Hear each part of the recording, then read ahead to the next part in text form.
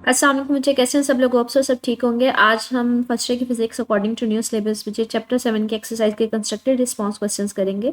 आपके पास बच्चे जो फर्स्ट वाला शॉर्ट क्वेश्चन है 7.1 अकॉर्डिंग टू रिड्यूस सिलेबस, ये आपके पास नहीं है, ये हम कटिंग है, मतलब रिड्यूस हुआ हुआ है। 7.2 शॉर्ट क्वेश्चन देखते हैं। कहते हैं can you apply Doppler effect to light waves, describe briefly.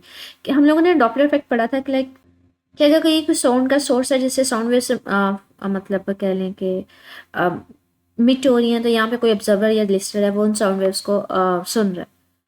अगर यहाँ पे इन साउंड वेव्स की कुछ पर्टिकुलर फ्रिक्वेंसी है, मतलब वेवलेंथ है, अगर ये source towards a listener move on करना शुरू हो जाएगा, तो हमने कहा था कि ये फ्रिक्वेंसी इसकी बढ़ जाएगी या वेवलेंथ कम हो जाएगी। लेकिन अगर ये अवे जाना शुरू हो जाएगी तो वेवलेंथ हमारे पास बढ़ जाएगी। ये साउंड वेव्स के लिए था। कहते हैं क्या ये लाइट के लिए भी एप्लीकेबल है? तो बच्चे लाइट के लिए भी एप्लीकेबल है। लाइट कैसे, किसको मुझे लाइट इलेक्ट्रोमैग्नेटिक वेव को कहते हैं। मतलब हमारे पास इलेक्ट्रोमैग्नेटिक वेव जो इलेक्ट्रिक फील्ड और मैग्नेटिक फील्ड से मिलकर बनी होती है, ठीक है। अब लाइट में ये सारी चीज़ें आ जाती हैं, ये सारी वेव्स आ जाती हैं, रेडियो वेव्स भी, माइक्रोवेव्स भी, इंफ्रारेड भी। ये सारी की सारी लाइट है। लाइट में बेसिकली तो हम यूजुअली विजिबल लाइट लेते हैं, लेकिन ये सारी लाइट वेव्स में ही आती हैं, ठीक है। तो इन सब, ये सारी बनी किससे हैं? ये सारी बनी इलेक्ट्रिक फील्ड और मैग्नेटिक फील्ड से ही है।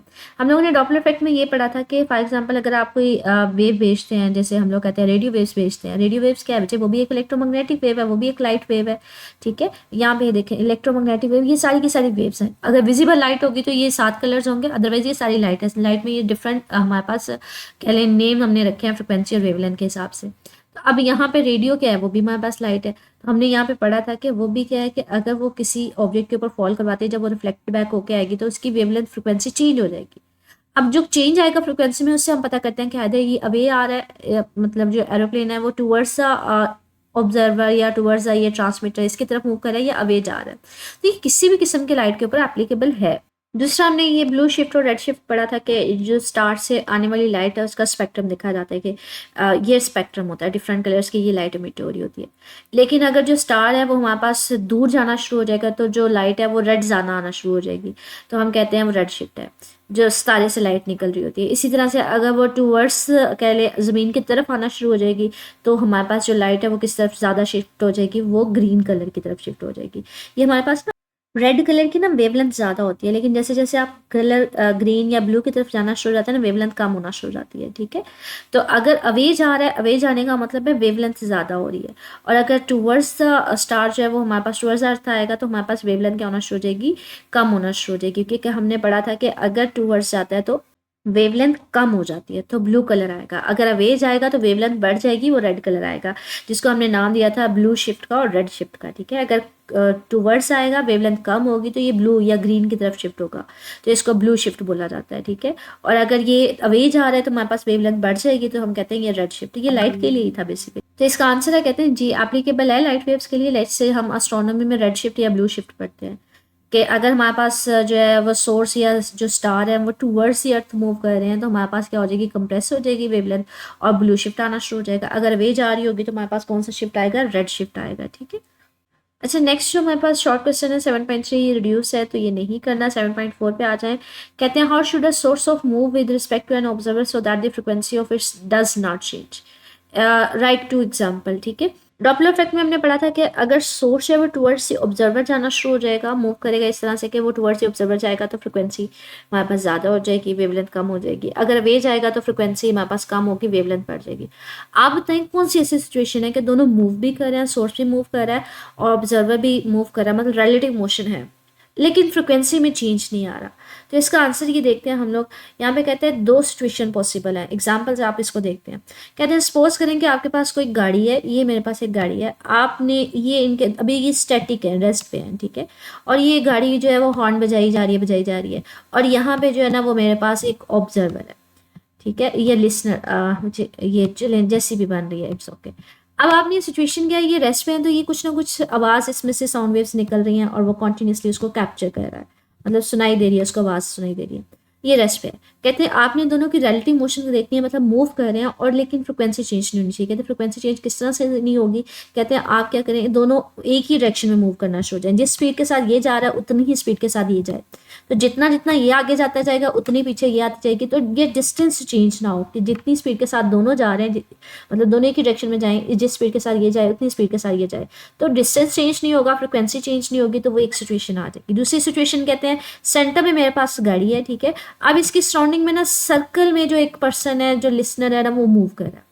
अब इससे मुसलसल साउंड वेव्स निकल रही हैं। अब चाहे वो इधर से निकल रही हैं, चाहे वो पर्सन इधर है, चाहे किसी भी पॉइंट पे है, डिस्टेंस तो सेम है, ठीक है। फ्रिक्वेंसी होती क्या है, जो हमारे पास स्पीड होती है, ये फ्रिक्वेंसी अगर हम बात करें कि स्पीड क्या होती है, डिस्टेंस ओवर टाइम। अगर डिस्टेंस सेम है हर पॉइंट पे, वो एक जितने फासले के ऊपर है, तो हर पॉइंट पे उसको एक जितनी आवाज सुनाई देगी। तो कहते हैं दो सिचुएशंस हैं, या तो दोनों एक ही डायरेक्शन में मूव करना शुरू हो जाए, या फिर मतलब सेंटर में अगर सोर्स है तो हमारे पास जो लिसनर है ना, वो सर्कल के सर्कमफेरेंस में, मतलब इसके पूरे सर्कल के लॉन्ग मूव ऑन करे। तो डिस्टेंस अगर चेंज नहीं होगा तो उसको एक जितना वो पास है, मतलब वो चेंज नहीं हो रहा, वो ना ये दूर जा रहा है ना पास आ रहा है, बल्कि एक ही डिस्टेंस के ऊपर वो मूव कर रहा है। तो फ्रिक्वेंसी जो उसमें वो कैप्चर करेगा वो भी चेंज नहीं होगी। तो पहले तो वो डॉपलर इफेक्ट को एक्सप्लेन करा है कि चेंज आना चाहिए, ठीक है, फ्रिक्वेंसी में चेंज आना चाहिए। और वो फ्रिक्वेंसी में चेंज कब आता है, जब रिलेटिव मोशन होती है। यहाँ पे तो मोशन लग के नहीं रही, दोनों एक ही स्पीड के साथ जा रहे हैं क्योंकि डिस्टेंस चेंज नहीं हो रहा, यहाँ पे भी डिस्टेंस चेंज नहीं हो रहा। तो यहाँ पे कहते हैं कि जो रिलेटिव मोशन है वो जीरो है, मतलब वो ऐसा फील ही नहीं हो रहा कि मोशन में है, क्योंकि डिस्टेंस दोनों पॉइंट्स के दरमियान जो चेंज है वो नहीं हो रहा। आगे एग्जाम्पल उसने ये दो आपको एक्सप्लेन कर दिए हैं, ठीक है। अच्छा, आगे हमारे पास ना शॉर्ट क्वेश्चन है, why it is difficult to recognise the beats when the frequency difference is greater than 10 hertz, ठीक है। फ्रीक्वेंसी हमने बीट्स देखा था कि जब दो वेव्स इस तरह से एक दूसरे के साथ सुपर इम्पोज करती हैं कि इनकी फ्रिक्वेंसी डिफरेंस होती है, तो किसी पॉइंट पे दोनों का क्रस्ट मैच कर रहा होता है, किसी पॉइंट पे एक का क्रस्ट दूसरे का ट्रफ होता है। तो इस तरह से हमारे पास जब वो मिलती है ना, तो इस तरह से बीट्स प्रोड्यूस होती हैं। बीट्स में हमने कहा था कि ये फ्लक्चुएशन होती हैं, कभी मैक्सिमम आवाज आ रही होती है, कभी कम होती है, बिल्कुल फेंट हो जाती है, फिर मैक्सिमम। अब ये जो कितनी दफ़ा हमारे पास ये बीट्स आएंगे, कहते हैं ये अगर 10 से ज़्यादा ना, तो हमारी आंख में वो इतनी जल्दी कम आवाज़ कम ज़्यादा हो रही होती है, ज़्यादा हुई फिर कम हुई फिर कम ज़्यादा हुई। तो एक सेकंड के अंदर अंदर वो इतनी दफ़ा कम ज़्यादा होती है कि आपको पता ही नहीं चलता कि कब हाई हुई कब लो हुई। तो वो बहुत ज़्यादा क्विकली होती है। तो हम कहते हैं हमारी जो कान है उसको डिफरेंस ही नहीं कर पाता। तो इसका आंसर बच्चे ये वाला लिखने की बजाय, ये जो उसको एक्सप्लेन करा है, ये वाला लिखने की बजाय ना, आपके पास ये जो ब्लॉक है ये बेटर है, ठीक है। कि अगर आपके पास फ्रिक्वेंसी डिफरेंस जो है दो वेव्स का वो 10 से ज़्यादा होगा, तो हमारी जो ह्यूमन एयर है वो उसको डिटेक्ट ही नहीं कर पाता। वो उसको ऐसा लग रहा होता है कि वो सिंगल नोट है, वो इतनी जल्दी हाई होता है फिर कम हो जाता है फिर हाई होता है, तो वो उसको सिंगल आवाज़ ही ऐसे लग रही होती है। तो उसको ऐसा लग रहा होता है कि सिंगल टोन ही उसको आवाज़ आ रही है, उसको फ्लक्चुएशंस फील नहीं होती। तो हम कहते हैं उसको वो जो इंसानी कान है वो उसको फील नहीं कर पा रहा होता, ठीक है।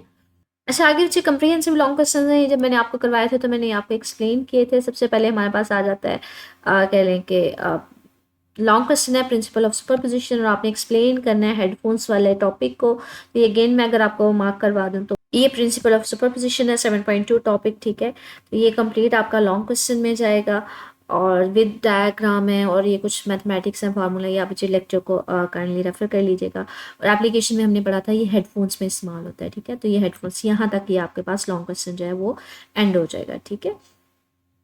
नेक्स्ट लॉन्ग क्वेश्चन देखते हैं। कहते हैं स्टैंडिंग वेव्स आपने बतानी, एक्सप्लेन डिफाइन करनी है, और आपने स्ट्रेच स्ट्रिंग वाला एक्सपेरिमेंट बताना है, ठीक है। तो सिर्फ और सिर्फ आपने स्टैंडिंग वेव्स को डिफाइन करना है और उसको एक्सप्लेन करना है स्ट्रेच स्ट्रिंग के लिए। अच्छा, ये प्रिंसिपल ऑफ सुपरपोजिशन के नीचे ना यहाँ पे स्टैंडिंग वेव्स की डेफिनेशन लिखी हुई है कि जब दो वेव्स जो है वो अपोजिट डायरेक्शन में मूव करती हैं सेम फ्रिक्वेंसी के, तो वहाँ पे स्टेशनरी वेव्स बिल्डअप होती हैं, स्टैंडिंग वेव्स, ठीक है। ये उसको एक्सप्लेन किया डिटेल में, लेकिन ये करने की जरूरत नहीं है, रिड्यूस सिलेबस में ना ये क्रॉस हुआ है, तो हम इसको नहीं करेंगे, ठीक है। अगर यहाँ से वैसे डेफिनेशन करना चाह रहे हैं तो बेटर है ना करें, लेकिन डेफिनेशन अगेन जो मैंने ऊपर आपको मार्क करवाई ना, यही मार्क हुई है कि जब दो वेव्स ऑपोजिट डायरेक्शन में मूव ऑन करती हैं तो वहाँ पे स्टैंडिंग वेव्स प्रोड्यूस होती हैं, ठीक है। ये डेफिनेशन बाकी आपको करने की जरूरत नहीं है, रिड्यूस सिलेबस में है तो वो कटिंग हुआ है। आपसे मेन टॉपिक साथ में कौन सा पूछा हुआ है, ये वाला पूछा हुआ है, स्टेशनरी वेव्स इन स्ट्रेच स्ट्रिंग। तो डेफिनेशन करने के बाद बच्चे आप ये स्ट्रेच स्ट्रिंग वाली एक्सप्लेनेशन देंगे, साथ में ये इसको एक्सप्लेन करते जाएंगे, डायग्राम ड्रॉ करेंगे, ठीक है। तो ये कंप्लीट टॉपिक इसके अंदर आ जाएगा लॉन्ग क्वेश्चन में। ये फर्स्ट लूप के लिए, सेकंड लूप के लिए, और फिर आप nth जनरल फार्मूले के लिए इसको कंप्लीट करेंगे, ठीक है। तो ये सारा उसके अंदर आएगा, ये रिजल्ट है उसके। तो ये जहाँ तक ये टॉपिक एंड हो रहा है ना, यहाँ तक बेटर ऑप्शन है हार्मोनिक्स लिख लेंगे, दैट्स वेरी गुड। तो यहाँ तक आप उसको कंप्लीट कर लीजिएगा, ठीक है। अगला लॉन्ग क्वेश्चन है मुझे, find the frequencies of the harmonic in organ pipe. Organ pipe में हमारे पास दो तरह के आर्गन पाइप थे, एक ओपन था एक क्लोज था, वो कंप्लीट इसके अंदर आ जाएगा, ठीक है। ये देखिए, ये हमारे पास stationary waves in air column, ठीक है। तो इसमें आर्गन पाइप को पहले डिफाइन किया हुआ है, फिर उसकी टाइप्स बताई हैं और फिर इनको एक्सप्लेन किया हुआ है कि ओपन एंड अगर दोनों हों तो फिर उसमें फंडामेंटल कौन सी होगी सारी, ये मैंने आपको लेक्चर पूरा करवाया था, ठीक है। तो ये उसमें आ जाएगा। फिर अगर ये ओपन था तो हमारे पास क्लोज के लिए फिर किस तरह से होगा, ये उसका सारा आ जाएगा। तो ये कंप्लीट इसके अंदर आ रहा है बच्चे। तो ये यहाँ तक आपके पास उसकी जनरल फॉर्म जो है एंड हो जाएगी, ठीक है, एग्जाम्पल से ऊपर ऊपर। नेक्स्ट लॉन्ग क्वेश्चन है हमारे पास, define and exemplify the direction of waves describe phenomena by ripple tank. वो ये डायरेक्शन है और उसको एक्सप्लेन करना है रिपल टैंक वाले टॉपिक को लेके। तो ये डायरेक्शन है, उसके साथ ये डायग्राम्स हैं, ये गेन कंप्लीट करेंगे, फिर रिपल टैंक के साथ जो एक्सपेरिमेंट है इसको एक्सप्लेन करेंगे, ठीक है। तो ये यहाँ तक 7.6 एग्जाम्पल से ऊपर ऊपर।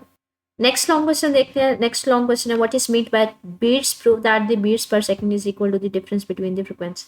मतलब बीट्स वाला टॉपिक है कंप्लीट इसमें, ये वाला टॉपिक 7.9 है बीट्स वाला, ये कंप्लीट टॉपिक इसके अंदर जाएगा, ठीक है, यहाँ तक बीट फ्रिक्वेंसी से ऊपर ऊपर तक, ठीक है। ये हमारे पास आ जाएगा, ये बीट फ्रिक्वेंसी तक, ठीक है। ट्यूनिंग म्यूजिकल इंस्ट्रूमेंट्स ये आपके पास रेडियो सिलेबस में क्रॉस हुए तो ये नहीं करेंगे, सिर्फ यहाँ तक इसका टॉपिक आ जाएगा। आगे हमारे पास इंटेंसिटी आपने डिफाइन करना है प्रोग्रेसिव वेव को, और इंटेंसिटी वाला टॉपिक इसमें आएगा ऑफ प्रोग्रेसिव वेव। ये भी कंप्लीट टॉपिक ही आपके पास, ये इंटेंसिटी ऑफ ए वेव। तो यहाँ पे प्रोग्रेसिव वेव की ये डेफिनेशन लिखी हुई है कि जो ट्रैवल कर रही होती है मीडियम में एक पॉइंट से दूसरे पॉइंट पे, ठीक है। तो ये प्रोग्रेसिव वेव है, फिर उसमें इंटेंसिटी का ये सारा डिफाइन किया हुआ है, उसका फार्मूला लिखा हुआ है, फिर इंटेंसिटी को एम्पलीट्यूड के साथ रिलेट करवाया। तो ये यहाँ तक आपका लॉन्ग क्वेश्चन आएगा, ठीक है। लास्ट वाला लॉन्ग क्वेश्चन है, keeping in mind the Doppler effect को डिफाइन करना है और ये दो केसेस एक्सप्लेन करने हैं, ठीक है। तो ये डॉपलर इफेक्ट है, इसकी ये डेफिनेशन, ये स्टार्ट से लेके ये डेफिनेशन है, आगे उसकी एक्सप्लेनेशन है, करना चाह रहे हैं, ठीक है। अदरवाइज डेफिनेशन भी काफ़ी है, ठीक है, करना चाह रहे हैं तो बेटर ऑप्शन है। आगे इसके दो केसेस हैं, ये केस 1 और ये केस 2, ये दो आपसे पूछे हुए हैं, ठीक है।